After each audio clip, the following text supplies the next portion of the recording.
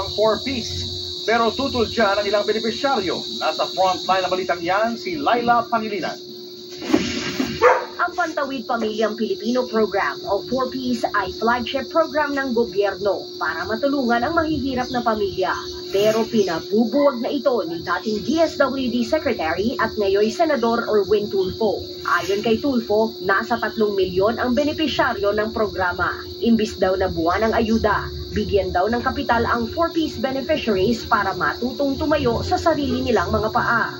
Dagdag pa ng senador, masakit sa mga benepisyaryo na marinig na mga tamad at hindi raw nakatutulong sa bansa. Kaya kung kapital na lang para sa negosyo, pwede raw silang magtayo ng sari-sari store, karinderya o magsimula sa online selling.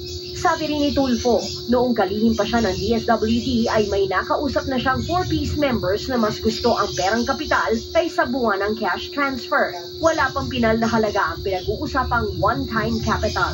Pero daraan daw sa mahigpit na proseso ang pamimigay nito. Nasa kamay na raw ng mga benepisyaryo kung paano ito palalaguin at posibleng hindi na sila bigyan kapag nilustay ang pera. Aminado naman ng DSWD na marami pa silang kailangang ayusin sa programa. Nakikipag-usap daw sila kay Tulfo, na chairman din ng Senate Committee on Social Justice, Welfare and Rural Development. Pero para kay Congresswoman Leila De Lima na principal author at sponsor ng batas na nagpa-institutionalize sa 4-piece, hindi palamunin ang 4-piece beneficiaries. Hindi rin daw limos ang programang ito. Huwag daw sirain ang 4-piece na may mabuting layunin. Katunayan, higit 1.2 milyong pamilya na raw ang nakaahon sa kahirapan dahil sa programa. May ilang 4-piece beneficiaries din ang tutol sa plano ni Tulfo. Hindi ho lahat ng 4-piece member ay magaling humawak ng pera.